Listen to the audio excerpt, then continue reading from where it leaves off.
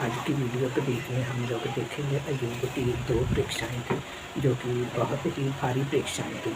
और ये दुनिया का पहला ऐसा इंसान है जिसकी कि इतनी भारी परीक्षाएँ हुई थी। और ऐसी परीक्षा किसी पर भी नहीं आई। और मैं सोचती हूँ कि इसके अलावा जो इब्राहीम के ऊपर परीक्षाएँ थी, उन चीज़ों को हम परीक्षा मान सकते हैं। लेकिन अगर मेरे अकॉर्डिंग जाओगे तो मैं सोचती हूँ कि नंबर 1 पर इब्राहीम है और दूसरे नंबर पर अयूब है, जिसकी कि इतनी हैवी परीक्षाएँ हुई थी। और इन परीक्षाओं में से कोई भी इंसान गुज़रे बहुत मुश्किल की बात है। और इन दोनों के साथ ही खुदा ने वायदा किया था और खुदा ने भी अपना वायदा पूरा किया। और इन दोनों ने भी हमेशा ये दोनों खरे मनुष्य बन के रहे और खरे मनुष्य होने की वजह से ही खुदा ने इनके साथ प्यार किया और इनको बहुत आयत से धन दौलत भी दिया। तो हम पूरी वीडियो को ध्यान से देखेंगे अयूब की दोनों परीक्षाओं के बारे में। और इस तरीके के साथ वीडियो थोड़ा सा लंबी ज़रूर हो सकती है, लेकिन मैं कहना चाहती हूँ कि पूरी वीडियो को आप लोग ध्यान से सुनिए और शेयर भी ज़रूर कीजिए। और ख़ास तौर से पतियों के लिए ये वीडियो बहुत ही ज़्यादा ज़रूरी है। ऊज एक जगह का नाम है। ऊज देश में अयूब नाम एक पुरुष था। वह खरा और सीधा था और परमेश्वर का भय मानता और बुराई से परे रहता था। क्योंकि वो परमेश्वर को मानता था, इसलिए वो बुराई से हमेशा दूर रहता था और परमेश्वर की नज़र में वो खरा था। परमेश्वर की नज़र में वो सच्चा मनुष्य था। इसके जीवन में हम पूरा ध्यान से सुनेंगे, इसकी परीक्षाओं के बारे में जानेंगे, इसके ऊपर जो परीक्षाएं आई थी और उन परीक्षाओं में खुदा ने उसको सफल भी किया। तो सबसे पहले हम देखते हैं अयूब खुदा का पवित्र दास था, खरा बंदा था और उसके 7 बेटे और 3 बेटियां उत्पन्न हुई। हर एक साल अपने बच्चों को किसी भी तरीके से पवित्र करता था, इकट्ठे भोजन करना और खुदा को खुश करना, यानी कि खुदा की हजूरी में अपने बच्चों को रखता था, उसके पापों की क्षमा मांगता था। तो एक के साथ परीक्षा के समय उसके जो बेटे थे और बेटियां थीं, बड़े भाई के घर में वो लोग बैठे हुए थे और वहाँ पर मतलब यानी कि इस तरीके के साथ उनका जो प्यार था वो बहुत ही बढ़िया बना रहा था। उस समय जो लोग इस तरीके के साथ ड्रिंक करते थे, कोई ज़्यादा दिक्कत वाली बात नहीं होती थी, क्योंकि जो अयूब था वो उनके पापों की क्षमा मांगता था। तो इसलिए क्योंकि अयूब जो था वो परमेश्वर के साथ बहुत ही ईमानदारी के साथ, वफादारी के साथ चलता था और परमेश्वर ने अयूब को बहुत बरकत दी हुई थी। अयूब बहुत ही अमीर था और उसके पास 7,000 भेड़ बकरियाँ, 3,000 ऊँट, 500 जोड़ी बैल, यानी कि ये सब कुछ जो कुछ भी लिखा है सबका सब उसके पास था। और उसकी जो ज़िंदगी थी वो राजाओं वाली ज़िंदगी थी। और इसके साथ जो कुछ भी उसके पास था सबका सब जो था एक झटके में ही ख़त्म हो गया और सिर्फ वो पति पत्नी रह गए। फिर भी उसने खुदा को कभी भी गलत नहीं बोला।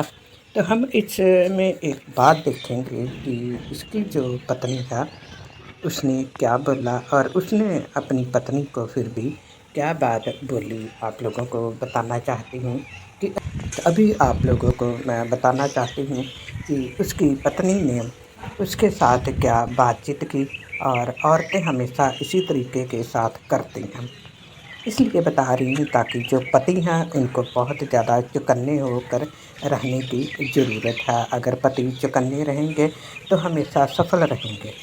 तब उसकी स्त्री उससे कहने लगी, क्या तू अब भी अपनी खराई पर बना है? परमेश्वर की निंदा कर और चाहे मर जा। स्त्रियों की बातें इसी तरह की होती हैं।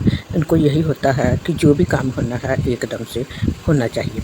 अभी हम देखते हैं उसके पति ने यानी कि अयूब ने क्या बोला। उसने उससे कहा, तू एक मूढ़ स्त्री की सी बातें करती है। यानी कि उसको ये नहीं बोला कि तू मूर्ख स्त्री है या मूढ़ स्त्री है, लेकिन उसने उसको ये बोला कि तू एक मूढ़ स्त्री की सी बातें करती है।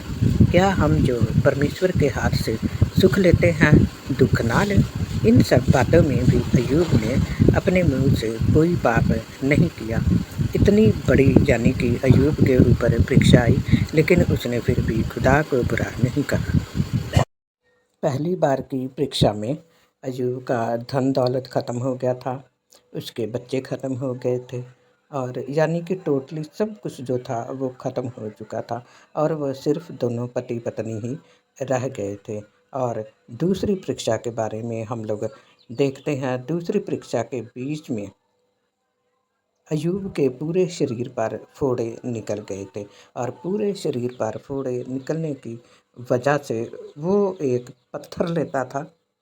पूरे शरीर पर फोड़े निकलने की वजह से अय्यूब जो था वो एक ठीकरा लेता था, यानी कि एक पत्थर लेता था और उस पत्थर के साथ वो ख़ारिश किया करता था। खून बहता था उसके फोड़ों से, पूरी बॉडी से, पूरे शरीर पर उसके जख्म थे, लेकिन फिर भी उसने परमेश्वर के नाम को बुरा नहीं कहा, परमेश्वर को गलत नहीं कहा, फिर भी उसने परमेश्वर को धन्य ही कहा। क्योंकि आप लोगों ने देखा उसके बीच में उसकी औरत ने बोला था कि तू परमेश्वर को छोड़ दे, नहीं तो मर जा या फिर तू खुदा को छोड़ दे। उसके दोस्त जो थे वो भी उसको बहुत ताने उलाने देते थे, उसको यहाँ तक बोलने लग गए थे कि इसने ना जाने कौन सा बड़ा अपराध कर दिया है जिसको कि इसकी इतनी बड़ी सज़ा मिल रही है। लेकिन वो कुछ भी नहीं बोलता था, लेकिन वो सिर्फ़ अपने आप को ही कोसता था, यानी कि बहुत सी उसने ऐसी बातें बोली जो कि उसमें उसने अपने आप को ही गलत ठहराया, उसने खुदा को बिल्कुल भी गलत नहीं ठहराया था। तो काफ़ी समय इसी प्रकार चलता रहा और इसको मैं पूरा लाइव के बीच में आप लोगों को ज़रूर बताऊंगी। और काफ़ी समय बीतने के बाद फिर उसकी जो परीक्षा थी वो परीक्षा उसकी ख़त्म हुई और परीक्षा ख़त्म होने के बाद दोबारा फिर से उसको सब कुछ मिल गया, पूरा धन दौलत मिल गया और उसके बाद दोबारा उसके बच्चे भी हुए। यानी कि कोई ऐसी चीज़ नहीं जो कि उसके पास ना हो, यानी कि जितना पहले था उससे दुगना खुदा ने उसको दे दिया। ये हमारे लिए एक बहुत बड़ी मिसाल है। अब सोचो, पति पत्नी दोनों थे और उसने अपनी पत्नी की बात का भी बुरा नहीं माना, बल्कि उसको ये समझाया कि तू एक मूर्ख स्त्रियों वाली बात करती है, जैसे मूर्ख स्त्रियाँ बातें करती हैं। लेकिन उसने अपनी पत्नी को मूर्ख बिल्कुल भी नहीं बोला। बात करने का ढंग उसका कितना अच्छा था, सिर्फ उसके बात करने के ढंग की वजह से ही वो, यानी कि इसके अलावा और भी बहुत सी बातें हैं जो कि मैं लाइव में आप लोगों को सुनाऊंगी और ये लाइव भी लंबा हो सकता है। तो वीडियो मैंने बहुत ही छोटी करके बनाई है, तैयार की है और काफ़ी लंबी है। और इसको देखिए और इसको समझिए अच्छे तरीके के साथ कि जब हमारे ऊपर परीक्षाएं आती हैं तो परीक्षाओं में कामयाब करने वाला भी खुदा ही है। तो कोई भी दुख आए, खुदा में हम लोग बने रहें और मजबूती के साथ अगर बने रहते हैं तो परीक्षाओं का समय जो होता है वो गुजरते समय नहीं लगता और बहुत ही जल्द गुजर जाता है। लेकिन खुदा में बने रहना हम सबके लिए बहुत ज़्यादा ज़रूरी है। तो धन्यवाद जितने भी लोगों ने इस वीडियो को देखा। तो वीडियो लॉन्ग होती है, डिटेल इसकी बहुत ज़्यादा है और छोटी वीडियो बनाना मेरे लिए बहुत ज़्यादा मुश्किल है। लेकिन अगली जो वीडियो होगी वो मुश्किल से 4 मिनट की या 5 मिनट की वीडियो होगी और बहुत ही कम वीडियो करके धीरे धीरे करके आप लोगों को मैं पूरी जो वीडियो है बनाऊंगी और इसके बारे में भी मैं आप लोगों को बीच बीच में और भी बहुत कुछ बताती रहूँगी। God bless you.